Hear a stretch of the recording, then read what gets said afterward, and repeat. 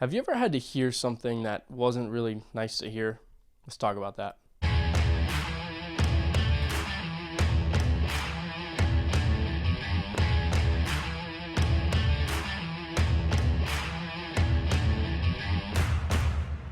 Good morning, Crossroads students. I hope you guys are all doing really well on this Wednesday.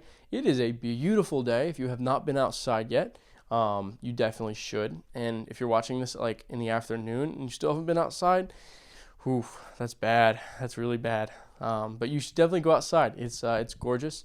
It's not too hot yet, but I'm also doing this in the morning, so it may be hotter now. But when I was in high school, some of you think I was in high school like years and years and years ago. It wasn't actually that long ago. When I was in high school, I had this friend named Joel, and a lot of you know Joel.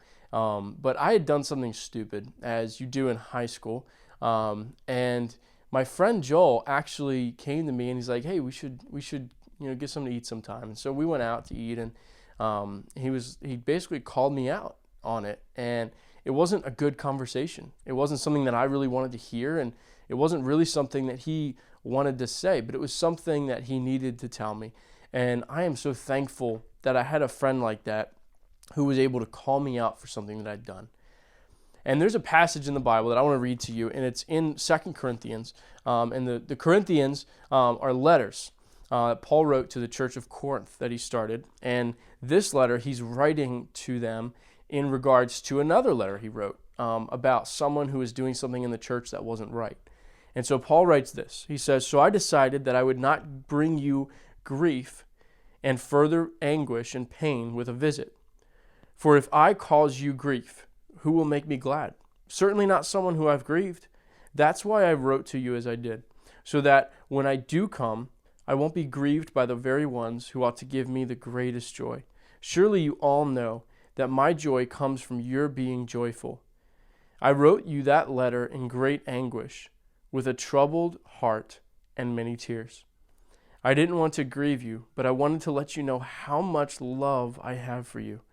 I'm not overstating it when I say that the man who caused you all this pain hurt a lot of you more than he hurt me." Paul had to do something really difficult in this passage, and he had to call someone out for something. And what he demonstrates in this passage for us is something so powerful. And basically, we need to be willing to listen. Paul demonstrated something so powerful in this passage. We all need someone to tell us the truth in love, like Paul did. But he also showed us how to do this. And I have 3 things that really spoke to me, and I hope they speak to you as well. Number 1, don't be afraid to be honest with those you care for. There's a lot of people, a lot of you have great friends in your life, and sometimes it can be difficult to be honest with your friends. And the truth is that we need to be honest with our friends. We need to say, "Hey, listen, this just isn't right. Like, this is something you shouldn't be doing." And what this doesn't give us the liberty to do is tell people what we don't like about them.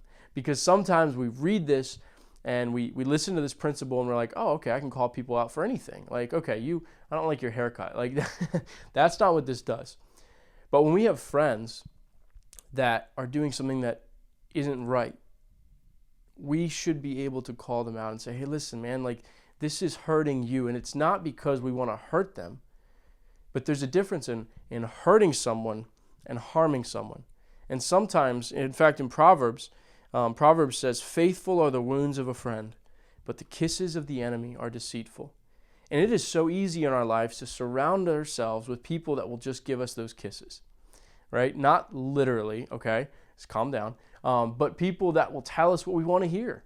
And you're with someone and they don't tell you what you want to hear, and so you go to someone else and they tell you what you want to hear, and that's the kind of person you put in your life because they're telling you, "Keep going, you're doing fine." But that's not always what we need. We need to be able to listen also to those people in our lives that are telling us what we don't want to hear. And sometimes that can be very, very difficult because you don't like to be wrong, and I don't like to be wrong. No one likes to be wrong. But sometimes it's important in our lives to surround ourselves with people that will actually tell us what we want to hear or tell us what we don't want to hear because they love us and they want us to do better. Just like my friend Joel did, and we're still great friends today, and he's still calls me out when he thinks I'm being stupid, and I do the same to him, because we're doing this in love. And like Paul said in his letter, Paul says, I didn't want to write this. I wrote this letter with tears in my eyes and with anguish in my heart, but it needed to be said, and I still love you. And that's the kind of heart we need to have for people. And so I hope this was encouraging to you, and I think I want to end with this question in your mind. When's the last time you changed your mind about something? We need to be willing to accept the fact that we could be wrong about something. And we need to be willing to change our minds about something when we're wrong. Because the minute we stop being willing to change our minds, that's the minute that we stop being willing to be more like Jesus. We need to be moldable, and I want to be moldable. I want to be able to look more like Jesus. And if someone thinks I'm doing something that's not like Jesus, man, I want them to tell me so they can help me be more like him. And so that's my encouragement to you. Like I said, this is not a chance for you to call your friends out and tell them what you don't like about them. That's not what this is at all.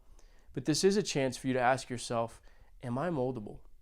Or am I loving my friends in the right way? Am I able to tell them the truth that they need to hear, but also in all the love that Jesus has to offer? And so that's my challenge to you this morning. I hope it was encouraging, and I hope it helped. If you want more questions, or if you have more questions about how to do this, maybe you have a friend and they're doing something and you don't know how to confront them, man, talk to me. Talk to any one of your leaders here at Crossroads, because we're here for you. And so I hope you use us in that way and help us help you. I hope that was encouraging to you this morning. With that being said, I will leave you for the rest of your Wednesday. Hope you have a great rest of the day, and I will see you soon.